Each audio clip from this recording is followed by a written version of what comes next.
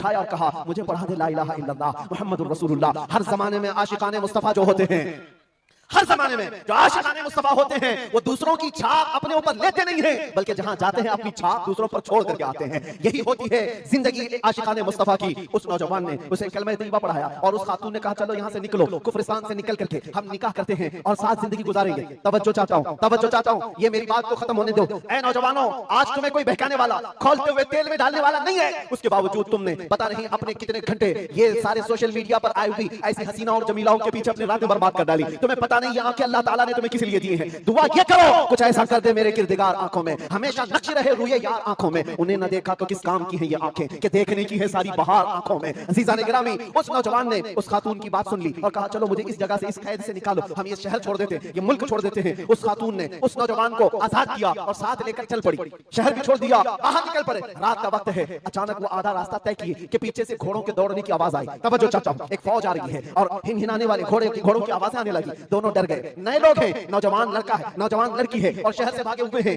दीन इस्लाम कबूल करके निकले हुए हैं।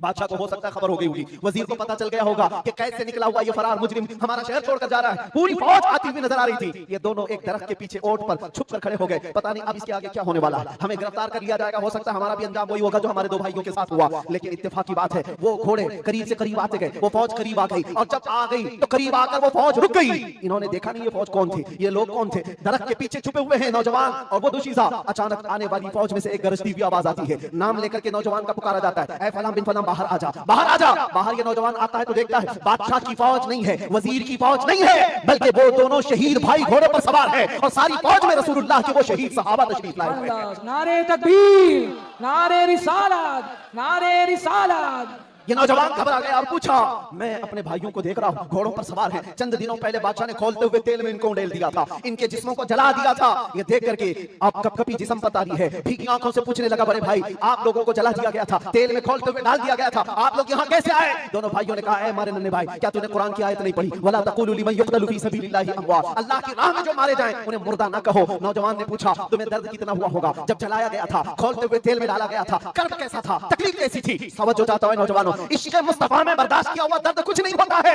उन नौजवानों ने कहा, दर्द कौन सा, कर्ब कौन सा, तकलीफ कौन सी? तूने हमें डालते हुए देखा है, खोलते हुए तेल में, जलती हुई चमड़ी देखा है, लेकिन हमें दर्द का एहसास नहीं हुआ, इसलिए कि जिस वक्त जल्लाद हमें तेल में डाल रहा था, सामने तो हमें जमारे मुस्तफा नजर आ रहा था। जहां मुस्तफा का हुस्न हो, फिर दर्द किस बात का, कर्ब किस बात का? इसीलिए तो सहाबा का ये नारा था, या रसूलुल्लाह, या रसूलुल्लाह, कुल्लु मुसीबतिन बअदका जुलल। ऐ अल्लाह के रसूल, अगर आप हैं तो फिर हर मुसीबत हल्की है, हर मुसीबत छोटी है। ऐ नौजवानों, दुनिया ने खरीदने की कोशिश की है, लेकिन जो जमाले मुस्तफा का दिल दादा है वो दुनिया